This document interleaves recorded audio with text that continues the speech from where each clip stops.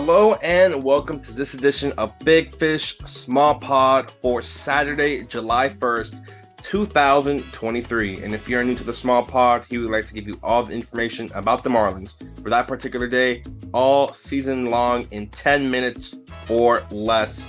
And for you guys listening, we have a very special guest making his first appearance on the Small Pod, the newest farm director for FOF, Mr. Alex Carver.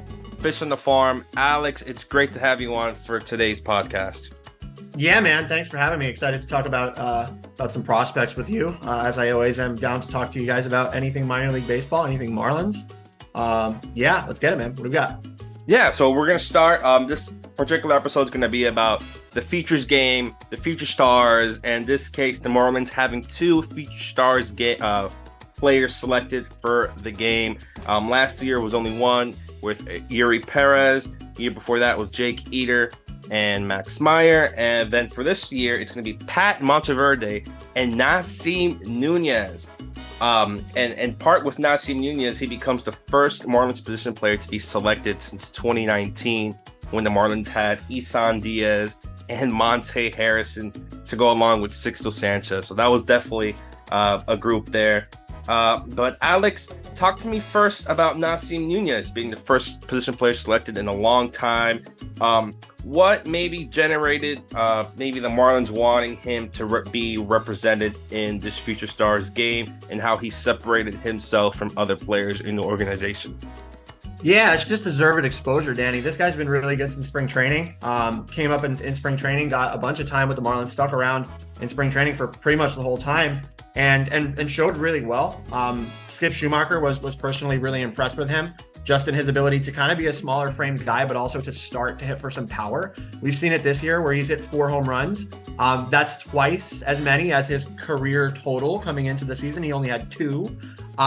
So yeah, to be able to at least show some power, he's going up gaps a little bit more. Ball's coming off the bat a little bit harder. 3-2 payoff to Nuñez. Line drive, hit in the air, high and deep to right. Moritz back at the wall, and it lands on the warning track. Takes a bad hop. Nuñez flying around second, on his way to third, and he's in with a triple. I will say that this month in particular, in the month of June, or this past month, I should say, in June, was a little bit of a struggle for him. Really didn't do well in June, but his start of the season was great. Coming into June, he was doing really, really well. So I think this is deserved exposure for a guy that I think has the potential for 4 of 5 tools, and definitely one of the most athletic prospects in the Marlins organization. Yeah, we're just looking at it. He has 33 stolen bases just this season alone in about 70 games. He has 164 for his career. Just how important is maybe his skill set outside of the bat, maybe his running, his fielding, his arm, just everything outside of offensively? Yeah, it's 100% important. I 100% think that this is the best long-term positional shortstop in the Marlins system because of what he does with range, speed, defense, glove. Everything on that side of the ball is major league ready right now. It's just the bat that we need to see the consistency out of. So, yeah, man, this is deserved exposure for this guy. And like I said, coming into June, he was doing really, really well. So hopefully in the month of July, he turns it back on. But yeah, man, he's really important to the organization because they don't have a lot of sure thing shortstops. They have a lot of guys who can play shortstop, but not many of them are a sure thing. This guy's a sure thing. Yeah, and with Nasim, why do you think maybe he wasn't mostly selected in terms of maybe the other prospects? Because it is an MLB event. They are going by their own rankings, by MLB pipeline. This is someone that they have 20th. Why do you think maybe he was selected compared to maybe other guys, maybe like a Khalil Watson, a Yadi Cape, or maybe even a Jacob Berry, who they have ranked second? Yeah, 100%. It's just a good question. What I will say is they normally select guys for this event from the upper levels of the minors, so usually like AA, AAA. Of course, Nasim playing at AA. He had a lot of exposure. He's a full go. You know, he didn't really have a delayed start to the season. He was in spring training the whole time. So obviously, yes, it's an event where you want guys to get exposure, but you want to make sure that guys are stretched all the way out, that they're healthy, that they're good to go, and that they don't get hurt in a showcase event. So that's what I would say is the main reasons, is the level that he's playing at, how far stretched out he is. And like I said, just this hot start to the year and deserved exposure. Yeah, and for Nasim, just how do you think he projects maybe towards the Marlins in the future, and maybe when we could be able to see him? You mentioned long term. Is this someone that we could see potentially next season, maybe the year after? When do you think he will be maybe projected to estimated time of arrival for the Fish? Sure, yeah. So because of what he does on defense, which we talked about, which, like I said, is major league ready right now, I think we could see him as early as next season if the Marlins need a guy to fill in off the bench. That's definitely his floor. He definitely has a major league floor just as like a defensive replacement or defensive fill-in if the bat doesn't come around. And then if the bat does come around, this guy could be a starter, maybe top of the order threat, especially with the speed that he has. So yeah, that would be his ceiling. But yes, in terms of when we could see Nasim, I would say next season at the earliest. Ooh, all right. And then the other guy that the Marlins had, Patrick Monteverde, 25 years old, again, also from the Blue Wahoos this season, just having a fantastic start to his AA season with Pensacola. 8-1, 1.93 ERA in 13 games, 74 innings pitched, 84 strikeouts. Just incredible compared to maybe when you look at last season with Pensacola, where it was only 6 games. He had an ERA just under 5, and that in this season he's completely cut that in half, maybe a little more than half. Just talk to me a little bit about Patrick Monteverde's just ascension from where he was last season to now, where he's being selected guys like Jackson Holliday and now Nasim and guys like that. Yeah, no, this guy has had a great season, like you just said. So I think where it stems from is just the full realization of his stuff, incorporating what he calls a slider/cutter is the pitch that he really likes to go to. That's a new pitch for him. I think that pitch is at least like a 50 grade pitch because of how much he uses it and how effective he uses it. That's definitely a great pitch for him. He also has really, really good command. This is a guy with a 9% walk rate, which is absurd, leading the Southern League in so many different stat categories. There is some question about the tack ball and what's going to happen here in the second half when they go back to the regular baseball. But we'll see what happens. This guy is not a hugely overpowering pitcher. He's not going to blow you away with a velo. He has a wide arsenal of four to five pitches. That slider cutter thing, he can kind of throw a couple different ways. That's a really great pitch for him. All from the left-hand side. It's a good pitcher, man. Not a huge oversized guy, not a Yuri Perez, not a guy like that, but definitely a guy that could fill a spot mid to back end rotation, or at the very least bullpen floor. And 25 years old, so this is a guy who I think we could see pretty soon. With Pat, you mentioned his age and everything there, and the Marlins just needing just some more players offensively and whatnot in the majors. Is this someone that could be potentially used as a trade piece? You mentioned his age. Maybe they want to get him onto the Future Stars game to just get more eyes on him. He is sporting an under 2 ERA. Is this someone that the Marlins could potentially put out there and maybe a trade piece for some larger, I don't want to say maybe prospect from MLB ready guy? Yeah, so it's not impossible. If you asked me this question a couple months ago before Dax Fulton got hurt and, if Eater didn't get hurt and wasn't originally just now coming back, I would say absolutely this is a guy that they would be including for exposure to potential suitors and may still be doing that. But I really think it's a guy that they may need, especially what they have going on with the rotation. If they shut down Perez, I think this is a guy that they may need to fill in and pick up some winning game innings versus going, to somebody who may be ineffective in that position or a fill-in guy. So yes, I think it's possible, but I would like to see this arm stick around with all that the Marlins have going on right now because I think he's ready.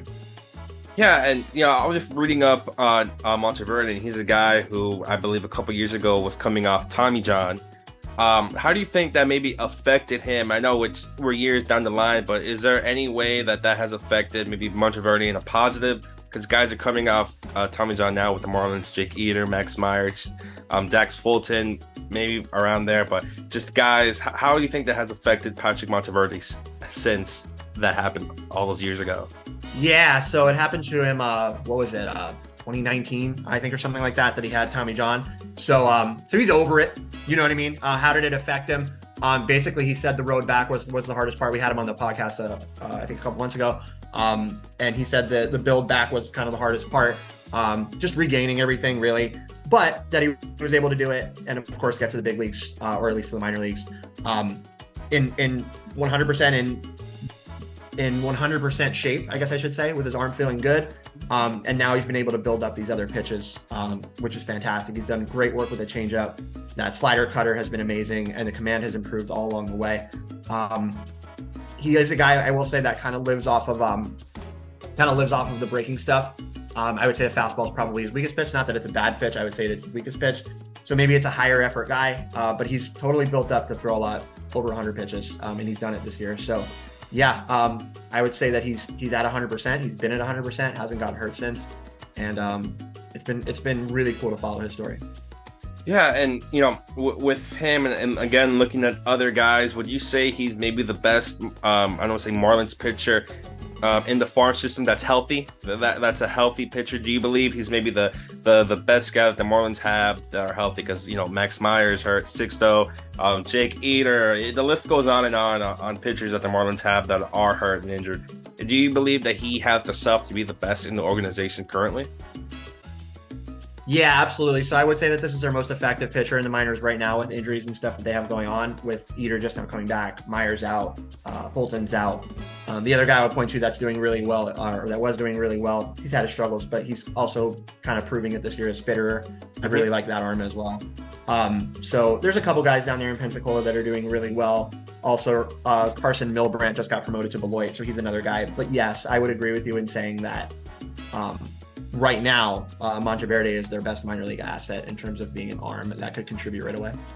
And you mentioned the type of role he could play in the majors as a back end rotation, or a guy who can eat up multiple innings as a reliever. And we've seen that this year with the Marlins with your boy Brian Hoeing and how great he's been this season. Is that someone that you can almost compare to what his role would be with the Marlins? Someone like a Brian Hoeing who will give you maybe 4 or 5 really good innings, and if not, can just come in as a spot starter or almost a bullpen type player? So in terms of the right now, in terms of like where he is with his projection, I would say that that's a fair comparison. I would say that this guy has better stuff overall than Hoeing, and I think he also has better command. So I think I see a little bit more of a ceiling to Hoeing, who just now is kind of proving that he can be a starter. This guy's proved that he can be a starter for a while. He's been a starter for his whole big league career. He's been very good at it. And yeah, I think I see a little bit more in Monteverde than Hoeing's ceiling, which I think this is Hoeing's ceiling that we're seeing right now, which is good. But I think Monteverde's could be just a little bit better on full projection if he reaches his full potential. But it's not a horrible comparison in terms of the right now. And you mentioned Evan Fitterer. Is that a guy that potentially the Marlins could have had there in the features game, maybe compared to Pat Monteverde? Do you think they were just wanted to get the guy who's maybe a little older there, or just how do you think that selection was used compared to him? Yeah. So for Fitterer, it's a guy that's had a lot of injury problems. He's just now pitching his first few starts in Double-A. Whereas Monteverde, like I said, is further stretched out. You don't really have to worry about building up innings because he's used to pitching a lot of innings. So yeah, I mean, like you said, there's age, there's how far stretched out they are, there's mitigating injury risk, and just their overall projection in terms of where they're at right now. So that's kind of how they go about this, kind of how they go about putting guys in these games. It's performance, but then it's also like, you don't want anybody to get hurt. Yeah. So that's also there. Well, with these two guys again, in pipeline 20 and 28, are there two guys? I don't want to put anything on Monteverde and Nasim because they definitely deserved it. But in your eyes, what maybe two players, maybe higher than 20, would you have put on to the Futures game for the Marlins? So I would have definitely said Victor Mesa Jr. Would be a main guy that I would see able to go and should have gone into that game.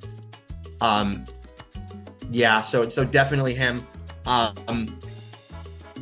I guess the other one that we can point to is another older guy, Double-A, Triple-A. We could say Troy Johnston would be another guy that they may look at that continues to be successful down there with Double-A, Triple-A. So yeah, I mean those would be the two guys that I would say. Really, if you asked me this a couple months ago, I would have said Paul McIntosh, but then he got injured, so he's got the injury thing to him. But yeah, those would be kind of the other two positional players that I would say. In terms of other pitchers, man, we talked about Fitterer. I think it's just too young in his Double-A career. If you wanted to go with another guy, you could have gone Dane Myers. I don't think he's ever done a Futures game, so that could have been another guy. It's just a couple other positional guys that they could have thought about. But I'm glad that Nasim gets the exposure. I think he deserves it, even though he's had kind of a rough June. But there are some other guys that they could have gone with, but I think there's a fair selection. Yeah, great selections there. But again, congratulations to Nasim and Patrick Monteverde on getting selected there. This is going to be it for the Big Fish Small Pod. Alex, again, I thank you for coming on short notice to talk about these future stars, players. But if you enjoyed that, make sure to subscribe. The Fish on First, FOS, to subscribe, become a super subscriber for $3 a month. I'm Daniel. This has been Alex Carver also joining me here today. As always, go Fish.